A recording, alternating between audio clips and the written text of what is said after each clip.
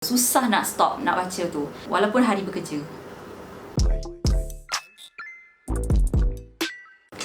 Assalamualaikum dan hai semua.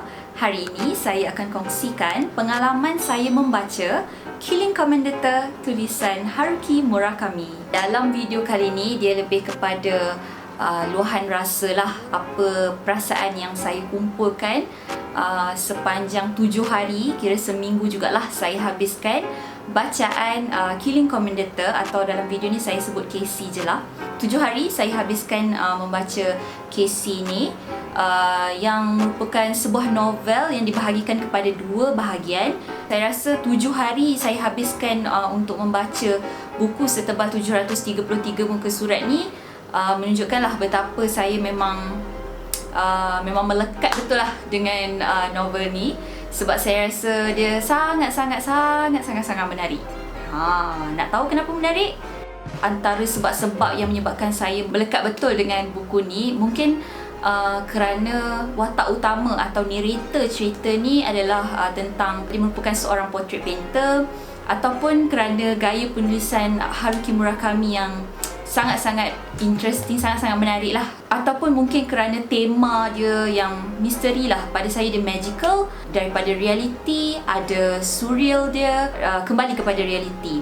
Jadi mungkin kerana binaan cerita dia tu, yalah, the whole story dengan watak-watak yang menarik, mungkin itu antara yang menyebabkan saya memang suka sangatlah dengan Killing Commendator ni. Semua elemen yang saya sebutkan tadi tu, dia memberi pengalaman pembacaan yang deep, yang mendalam kepada saya. Okay, so saya rasa tanpa benda-benda yang saya cakap tadi tu, mungkin cerita ni akan ada lompongnya. So antara benda lain yang saya sangat sukakan, macam kebanyakan novel-novel Murakami lain lah, dia sangat-sangat mengangkat sunyi tu tau. Kita rasa betul sunyi tu. Betul lah, ada kawan yang macam warn siap-siap lah, siap-siap untuk rasa depressed tu lagi teruk bila baca novel ni. Selain daripada tu, mungkin kerana seninya sangat kuat dalam novel ni, dan saya memang peminat lah seni-seni visual. Watak utamanya sendiri adalah portrait painter, jadi mungkin kerana itulah saya memang tak boleh stop nak baca. Susah nak stop nak baca tu walaupun hari bekerja. Okey, sedikit sinopsis lah tentang cerita ni, saya ringkaskan je. Ceritanya berkenaan dengan seorang portrait painter yang daripada awal sampai habis cerita ni kita tak tahu pun nama dia siapa. Portrait painter ni dia dalam proses penceraian. Satu hari isteri dia tu minta cerai sebab isteri dia mimpi something yang sampai kesudah kita tak tahu isteri dia mimpi apa, tapi punca penceraian tu adalah disebabkan mimpi isteri dia tu. Dalam proses penceraian tu, dia keluarlah daripada rumah mereka. Seorang kawan baik dia bernama Masahiko Amada, dia offer kepada narrator ni, saya sebut watak utama sebagai narrator, untuk sewa, tinggal menyewa di rumah ayahnya yang juga merupakan seorang famous painter lah. Ayah dia tu dah masuk hospital, jadi kawan dia ni offer lah untuk tinggal dekat rumah atas bukit, rumah ayah dia. Okay, untuk isilah kiranya, sebab dia pun painter, ayah dia pun bekas painter, jadi macam kawan dia tu rasa macam sesuai lah. Lebih-lebih lagi dia pun tak ada rumah waktu tu. Okay, narrator ni dia memang dah nekat lah. Lepas dia dalam proses penceraian tu, dia memang plan untuk tak nak langsung buat portrait dah. Tapi bila dia tinggal dekat rumah Tomohiko Amada, bila dah start tinggal dekat situ, ejen dia yang sebelum ni dia berurusan untuk offer dia job lah, dia bagi tahu ada satu job portrait painting. Dia pun terima offer tu. Sejak dia tinggal dekat rumah Tomohiko Amada tu, banyak sangat kejadian-kejadian pelik yang jadi dekat dia. Lebih-lebih lagi bila dia jumpa satu painting dekat attic rumah tu yang di-wrap dengan tajuk Killing Commendator. Banyak sangat hal-hal misteri, magical yang berlaku dekat hidup dia. Okay, basically apa yang terkandung dalam novel ni yang saya rasakan sangat-sangat menarik, pertamanya adalah seni itu sendiri, dan kemudian misterinya, fantasinya. Saya bagi contoh macam mana Murakami dia wujudkan idea dan juga metafor, macam mana diorang ambil form painting dan hidup di dalam dunia reality. Macam mana tu? Dan kemudian dia ada kesunyian lah. Macam biasa kalau tulisan Murakami, dia buat kita rasa macam sunyi tu hidup lah.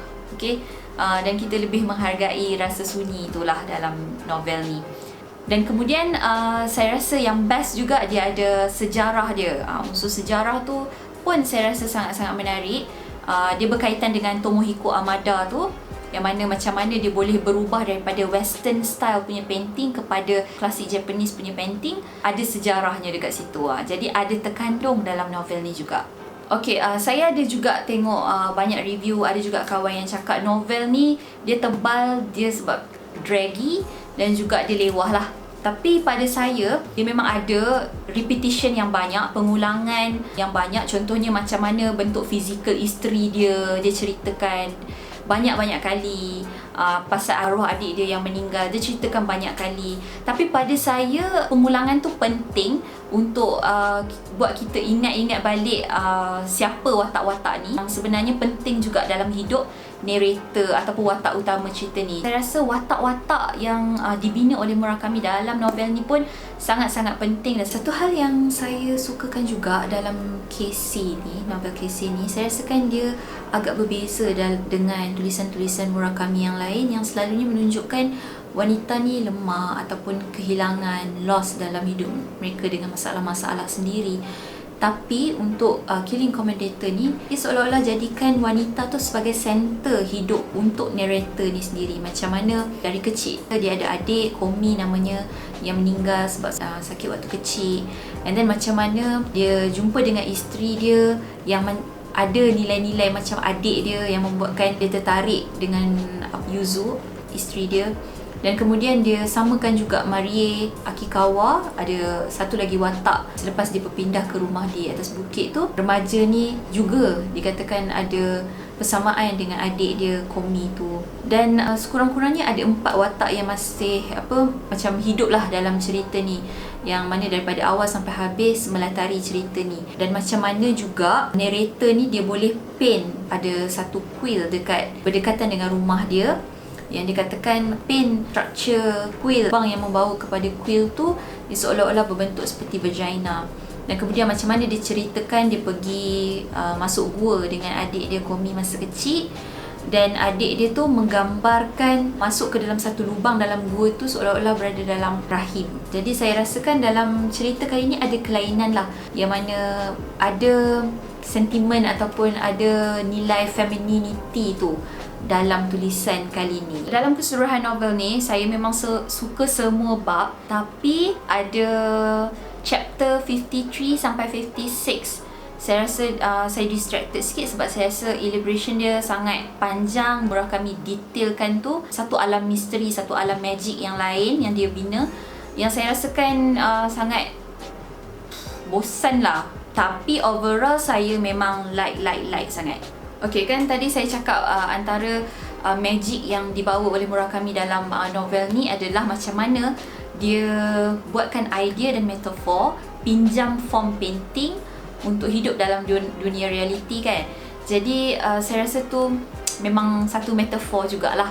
Satu cerita ni sendiri adalah satu metafor, yang mana saya rasa point dia ataupun message yang ingin dia sampaikan adalah hidup ni kita tak lekang dengan idea-idea yang banyak. Contohnya macam kita ada idea pada diri kita sendiri, kita ada banyak idea tentang hidup kita sendiri, kita ada juga idea untuk hidup-hidup orang lain juga. Dan kemudian dalam hidup ni kita ada metafor, banyak sangat metafor yang kita perlu pecahkan untuk kita faham apa makna-makna metafor-metafor ni dalam hidup kita. Dan kemudian apa yang paling penting adalah sanggup ke kita percaya dengan idea ataupun metafor yang ada di sekeliling hidup kita. Untuk novel ni, conclusionnya saya bagi 5 stars sebab itulah, sebab saya memang enjoy sepanjang reading ni. Especially saya tahu diri saya sendiri sangat slow reader, tapi saya sanggup baca dalam 7 hari saja untuk buku setebal 733 muka surat ni. Saya recommend je pada semua yang memang minat pun baca tulisan Murakami untuk baca novel ni juga. Okay, thank you semua. Itulah, ni adalah video pertama untuk tahun 2021. Saya tak tahulah. Ni pun sebab saya memang rasa macam eager tau nak share bacaan saya, pengalaman saya membaca Killing Commendator ni. Itulah yang menunjukkan betapa saya memang tertarik dan buku ni sangat menarik pada saya. Sebab dia bikin ada urge dalam diri saya untuk buat video ni untuk korang. Okay, itu saja daripada saya. Terima kasih sebab tonton. Bye. Assalamualaikum.